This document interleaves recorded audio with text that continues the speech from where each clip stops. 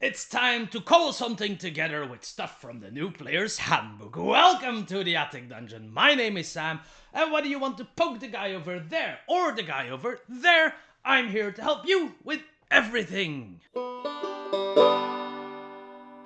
Thank you for sticking with me into this new murky marsh that is the Player's Handbook 2024, still the worst name ever. I'm pretty sure you like what I have cooked up today, so I'm also pretty sure that you will hit the like button, the subscribe button, the little bell, tell your friends, your family, your uncle, your long lost relatives about the splendor that is the Attic Dungeon.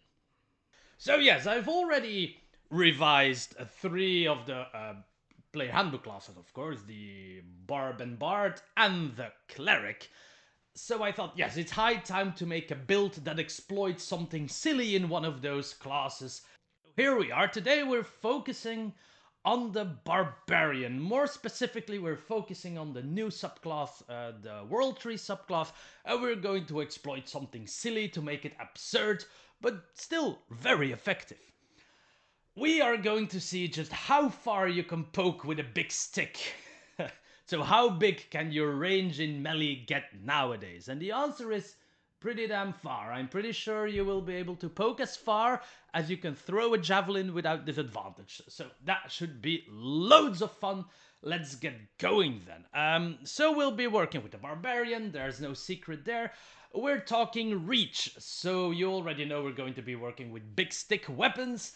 But we're also going to pick up the big arm race. We're going to take the Mordekainen's Multiverse of Monsters thing, the Bugbear. I'm sure I could go and dive in the old Bugbear, but because I'm already going to be using stuff from old D&D, no, it's all very compatible, but you can clearly see by the way they classify it that like the new core handbook is supposed to be a fresh start, but they still allow you to mix it up with the older stuff. So I'm going to take the newer of the older stuff to keep sanity for someone. I don't know. We're going to take the Bugbear, because why? The Bugbear has a few wonderful features, including the fact that on your turn, smart on your turn, I think the old Bugbear had it on everyone's turn, but on your turn, your reach is even larger. You gain 5 feet of reach. I always wonder what happens with his arms when it's not my turn. Does it just kind of shrink his arms and I stretch them? I imagine that on other people's turns, I'm using my arms to defend myself rather than poke other people, but hey, that's just me trying to make sense of not overpowered race abilities. So we take the Bugbear because we will naturally gain another 5 feet of reach rather, on our turns. That's good because normally you can only smack what's right in front of you. Now on your turn you'll already be able to smack what's one space away. Now we are going to use big boy weapons. I suggest a glaive or a halberd. They both deal slashing damage and that is going to be relevant. They are both heavy and have reach, which is also going to be relevant. The difference between them lies in their weapon mastery, of course. The glaive has the Gray's weapon mastery, where even if you miss your attack, you can still deal your strength modifier to whatever you're trying to hit, which is cool. That's nice. You can smack something. And the halberd has cleave, where once per round you can hit a target that is next to your target for a proper amount of damage as well. So that is kind of the way to go. I have to check again. I forgot with cleave. It's still relatively new. Takes damage. Yeah, right. The second creature takes your weapon dice, but not your ability score. So they kind of mix about. Graze hands out your ability score modifier as damage if you miss, and Cleave hands out your weapon damage if you hit to another target that is next to the original target. And now you might think, oh, that's always a bit tricky, right? I have to maneuver myself in front of two enemies, be a sitting duck while I smack two people. Yeah, we'll get to that in a moment. Now, luckily, there's not a lot that I have to talk about to accomplish this build. Noteworthy is that I'm going to take it up to level 10 instead of the usual level 8 because our our last toy arrives at level 10. I'm just going to cover the abilities that you need to know that you gain as a barbarian. If you want the full report of what the new barbarian does, as opposed to the old one, go check the video about new barbarians, obviously. So I already covered the useful thing at level 1, namely weapon mastery, pick up glaive or halberd at least. You can take hand axe as a backup if you need some range for now. Um, Ability scores, make sure that your strength is at an uneven number. I think I put my strength at 15, I reckon. Or no, 17. I'm sure I put that 17 at the start. Dexterity at 14. Constitution at 16. And then I pumped intelligence because I didn't want my barbarian to be dumb. He's unwise and a bit of a brute, but he's not dumb at the very least. That's level 1 mainly covered. Oh no, of course not. We have backgrounds now. So your ability scores in the new player handbook don't come from your race anymore. We picked race because it gives us long arms and extra damage on our first turn if we're lucky, and stealth. But our ability scores now come from our background. I took the soldier background, I think, because it's one of the few ones that gives you strength and constitution, and you get the savage attacker origin feat for free, which is cool because that allows you, when you deal damage, to roll twice and take the best roll. That's cool when you're working with swingy dice like a d10. The chance that you're getting vastly different numbers is a lot higher than, let's say, on a d6. So that is actually a nice feat to support whatever we're going to do. It stabilizes our damage output a bit. So that's the level 1 thing. Ability scores, bugbear, big stick weapons. Now you can't select the big stick weapons at level 1, of course. You'll probably start out with a spear or invest all of your money into one big stick weapon and no adventuring gear. That's quite possible. Just go for it. If not, you'll pick up a halberd or a glaive soon enough and you earn some money, I'm sure. Now, we pop all the way up to level 3, of course, because that's where we pick up our subclass. We take the Path of the World tree as previously advertised, which at level 3 is mainly going to give you supporty features. When you start raging, you gain temporary hit points, and each turn as a bonus action you can hand out temporary hit points. And that's good stuff. Your barbarian brings something to the table that is not just pure raw unmitigated damage. You will obviously still do a lot of those, but you'll focus that the entirety of this build is built around a bit of control and support, which is cool. I love that a barbarian can do that properly now with a subclass that provides features for it. You're gaining some extra skills along the road. Our first noteworthy stop is level 4 when we can pick up a feat. And we are picking up a feat. We're picking up the Slasher feat. Nowadays, I think all but the most powerful feats in the 2024 handbook hand out an ability score increase on top of whatever you're picking. Also the case for the Slasher feat, what we're taking. So you pump 1 into strength to round that up to a lovely 18, that will be. And you gain 2 important buffs. Once per turn, if you hit something, you can reduce their movement speed by 10 feet, that is. That's already quite good. You're bringing control to the table. You have long arms, so on your turn you can hit something that is 15 feet away at this point, because your halberd gives you reach, your long arms give you reach again. So there's 15 feet of smacking distance. So you can hit something 15 feet away, reduce their speed by 10. That's good. And of course, you also get the enhanced critical. If you crit something, it has disadvantage on attack rolls. Niche, but fun. You know, that's good to have, because you can poke something over there and make it less good. So then we get past extra attack. Branches of the tree is already control-y things here. Basically, while you rage, you can take, and another creature starts its turn, you can take your reaction to teleport it to you. If it's a willing creature, it can forgo the save and just be teleported to you, and off you go. If it's an enemy creature, they have to resist the save, and if they fail to resist the save, they get teleported to you, and you reduce their speed to 0. Already a nice control tool. You bring something next to you and you immobilize it.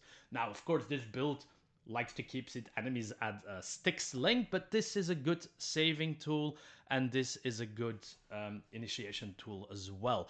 The DC is built, it's a strength saving throw, and it's based on your strength as well, so you will naturally be really good at this because you love strength. Already you have 18 strength, so the DC is already quite good.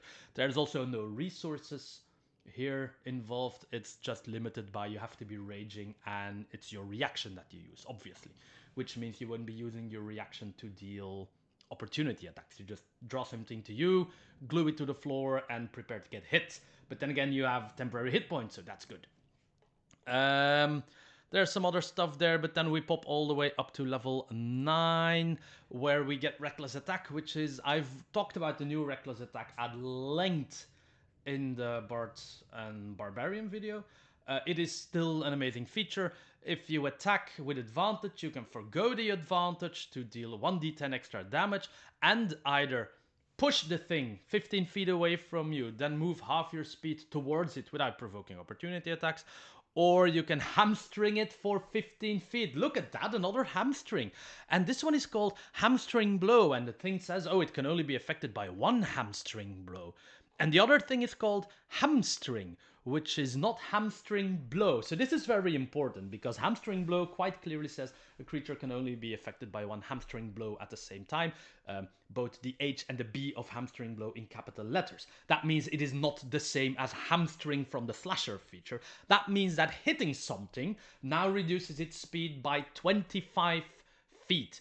Most things move 30 feet. That means that a lot of the enemies that you'll be focusing on will no longer move more than 5 feet per turn. That is proper control, my darlings. And then, if need be, you can still teleport stuff. If they do manage to move that 5 feet, no, get back over here. So there's a lot of fun to be had.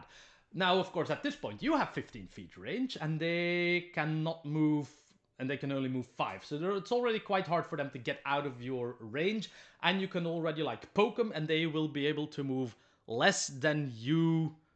Well, you're further away than they can run at that point, if you hit, of course. That's the main issue here. We're going to make that even better, though, at level 10, our final level, where you gain Battering Roots. During your turn, your reach is 10 feet greater when wielding any melee weapon that has the heavy or versatile property. That is why the heavy mattered on the weapons. And basically, when you hit with something like that, you can also activate Push or Topple, in addition to any other masteries you've already gained from the weapon you're using. And this, my dear people, is when you hit the moneymaker with this build. Obviously, at this point, you, on your turn, have a 25-foot range with your stick. And if you hit something, you take away 25 feet of their movement. Most creatures will have no possibility of reaching you. Period. They will at best be able to scuffle 5 feet or 25 if they dash, which is a lot of fun. Obviously, when the creature has ranged opportunities, they will still attack you. Duh, this is a build that tunnels melee things, but this is a build that tunnels a lot of melee things without being like the ye old Sentinel Polar Master combo. Why didn't I take that one, by the way? It works not as well, because point 1, Polar Mastery needs your bonus action, and you want your bonus action to hand out temporary hit points with this build. And there's a few wordings that make it less efficient with what we're trying to do. Also, it's not that much more efficient since a lot of our extra reach is only active on our own turn. The only cool thing you gain from Polar Mastery is being able to butt something with the end of your spear that's 25 feet away on your turn. Still fun, but not as efficient. So we're building a new type of crowd control build here, which is still a lot of fun. So you have a 25 feet range reach on your turn. Whatever you hit is practically immobilized. And now, on top of grazing or cleaving, you also get to push and topple. Now, push is obvious. You push something away from you. I think it's 10 feet or 15, which is kind of hilarious, but because that means you are going to move things around like they're a hockey puck. At this point, if the thing has 5 feet of movement left of its own, and you can move it for 10 to 15, you're deciding where it goes. You are deciding whether or not it goes into the lava pit or not. If there's hazards on the board, your barbarian will gently shuffle them towards the hazards as they kind of watch and sit and gaze at their doom. Topple, of course, puts them in prone. And you'd say, oh, look, prone, perfect, because if I do melee attacks against a prone target, I have advantage. Yeah, but nah, that only counts if you are within 5 foot range across, according to 2024 handbook rules. I kind of get it. You're trying to poke something that is flat against the earth with a big stick, so it's not that easy. But it's too bad, too bad. But still, maybe Topple can be useful because you can still follow up and smack the living bejeebus out of it, and it won't be able to get away. If you want free advantage, because that way you do get free advantage without having to use reckless attack to activate brutal strike. So there's a certain synergy to be had from Topple. But now you can hit stuff harder, and totally control their movement. And that is what I wanted to do today. Make a barbarian that completely controls an opponent's movement. It is hilarious. And don't forget, if they teleport away and they're not far enough, you can still call them back with your Branches of the World tree ability. And later on, I think it's level 14, you actually get a proper teleport yourself, so no wizard will be safe from you ever again. You can swap out Slasher with Great Weapon Master if you care less about the control and just want more damage. Great Weapon Master will serve you just fine. Other feats will work as well. There's a bit of flexibility that you can do here, but I opted for total movement restriction because it's fun to have an angry bugbear smack you from 25 feet away and then realizing you're up shit creek without a paddle for a long, long time. And that's all I wanted to talk about. I think I want to close up by saying that I really know Wizards is doing some weird decisions all over the place. And I am quite unsure how this will affect me continuing to talk about Dungeons and Dragons, to be honest. But for now, I am just enjoying the fact that I have a lot of new abilities to work with that I can make weird builds with and enjoy the game at its fullest, while really thinking about what the hell I'm going to do in the future if Wizards just goes totally crazy, to be honest. But those are concerns for next time, my friends. Until then, I'll see you all again in 2 weeks in the Attic Dungeon.